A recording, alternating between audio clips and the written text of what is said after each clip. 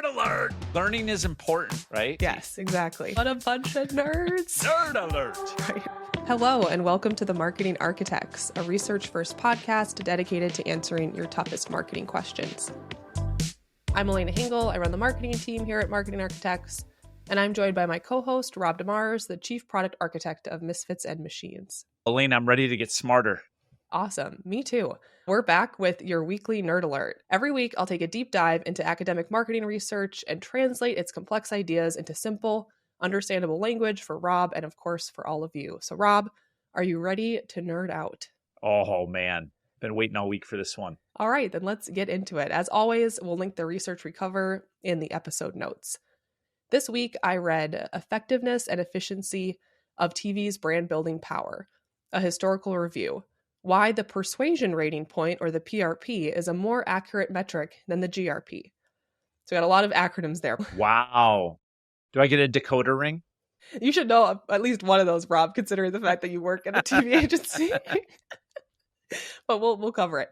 This was published in 2019 by the Journal of Advertising Research and authored by Frank Fidley from the Marketing Accountability Standards Board, Kelly Johnson from Disney, Douglas Krang from MSW Research, and David W. Stewart from Loyola Marymount University. If you're a longtime listener of the show, you could probably guess why this research in particular caught our eye.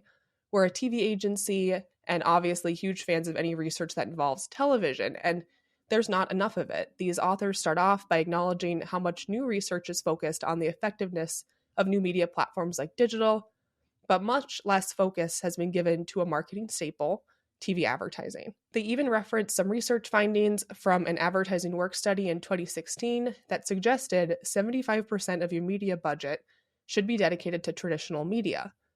But there's also a lot here that should interest any marketer. This research covers the evolution of advertising, changes in consumer behavior, competition, creative, and more. The authors wanted to answer 3 questions. First, do TV ads still evoke the same level of sales effectiveness that they did in the past? Number 2, is that impact delivered in market at the same rate per gross rating point? And 3, how does TV compare with other media in the number of exposures it needs to be effective? Well, let's talk about what they found. The authors examined the effectiveness of TV and the changes in consumer response to TV in the US since the 1980s. They found TV is still one of the most effective methods of advertising, despite the rise of digital. On a single exposure basis, TV is still highly effective, although the rate of delivery of advertising selling power per gross rating point, or GRP, has declined.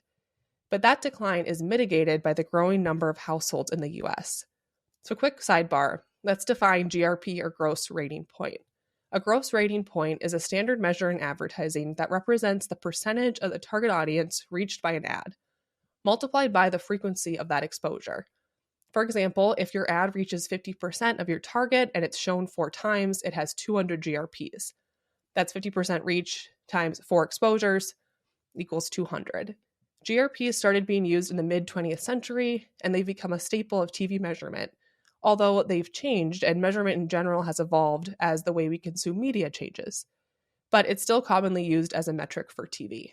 Now, back to the article, the authors found TV remains effective, but advertisers must manage the quality of their messages and the media weight more carefully because of the changes TV has gone through in past decades, like the increase in distracted viewing. Now, let's jump to a huge statement from this research. The authors prove that a 30-second TV ad is just as effective today as it was in the 1980s. However, approximately 25% more GRPs are needed to deliver that same power. And why is that? Well, we have more TV channels, more platforms, more options for viewing, and now we have time-shifting technology, aka a remote, and the ability to fast forward through commercials that we didn't have in the 80s. And of course, we spend a lot of our time with digital media, something that wasn't widely accessible in the 80s. However, it's worth noting that the cost of digital advertising is increasing much faster than the cost of TV, even as the audience size of traditional TV declines. Let's talk about how they measured sales effectiveness. They analyzed 2,076 distinct TV advertisements for 258 brands in 104 categories. These categories were broad. They included CPG, QSR, pharma, and more. They looked at category switching data and found that consumers have become much less inclined to switch brands in those categories over time. So you would think that TV would be less likely to cause a switch, but that's not true. Advertisement caused changes in brand preference have remained the same. The authors think this could be because of more creative advertising or the rise of pretesting, which I know Rob is passionate about. There's a lot more great data in here, including support that your first frequency is your strongest, which we know our head of analytics, Matt Hultgren, would love. And they introduced a new TV measurement idea called the persuasion rating point. But we don't have a lot of time to get into that, so I'd encourage you to go download this paper and read it for yourself if you're interested. So, Rob, we've got some TV love this episode. What did you think? Yeah, I was kind of hoping you'd have a ChatGPT summary of what you just said as well. Oh, but, sorry. I should make that a staple of these. One question, when you talk about gross rating points in, say, the 30-second ad unit, how does that differ when it's a 15-second ad unit? Is it proportional, 50%, or? That's a great question. I don't know. They didn't have that in this research. I wish Angela was here. We have data on like 15s versus 30s, like what's more effective. I think it varies a bit by category, but see, that's why we need Ange on these episodes. I don't know. I don't know the answer to that. Why'd you ask that? Well, it's interesting. The last math class that I took was in 10th grade high school. So when you started to actually explain how a gross rating point is calculated, coming from the creative side of things, you don't usually have to crunch and interpret a GRP, but I'd never heard the calculation before, I'll confess. So when you threw out how a GRP is calculated, I'm like, I wonder how that's influenced by spot length. Well, the GRP is just how much of your target audience have you reached and at what frequency. I do think it's interesting, though. So the 30-second ad is just as effective today as it was in the 80s. I wonder how that differs for the 15. That's actually a really great question. Because it's a shorter ad, would that be better? People have less of an attention span or less effective? I don't know. It's so interesting to also think we're still at the place, because you just don't think that a recommendation of 75% of your budget should be in traditional, just given the headlines, right? So that definitely seems contrarian to what many speak about. That was back a couple of years ago, so I'm sure it's shifted a little bit, but you wouldn't think it would get down to what marketers are typically doing, which is maybe not any investments in traditional media. And I liked this research a lot because one objection we hear frequently from marketers is, well, TV was once great. It was once this powerful marketing channel, but not anymore.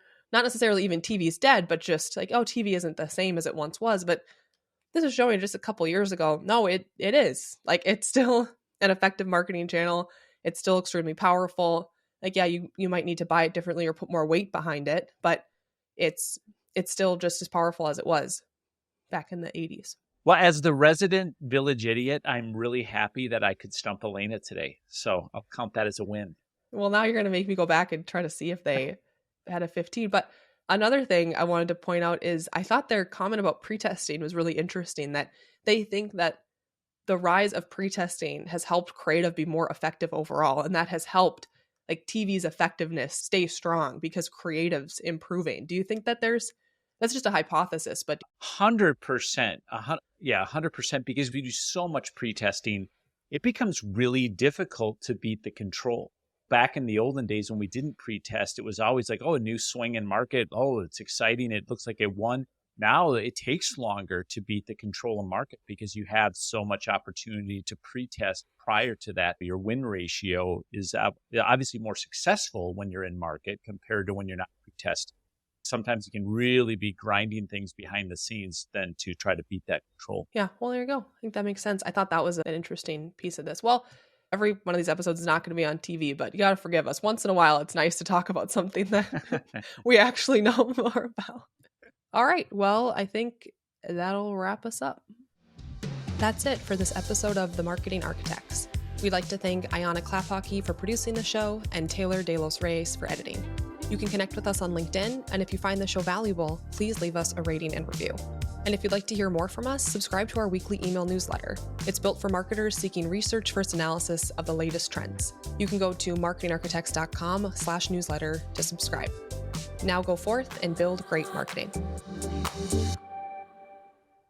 So my pea brain, I will confess, those are really juicy things that you're talking about. And I start to freak out when I hear you talk because I'm like, I don't even know how to ask a question for this.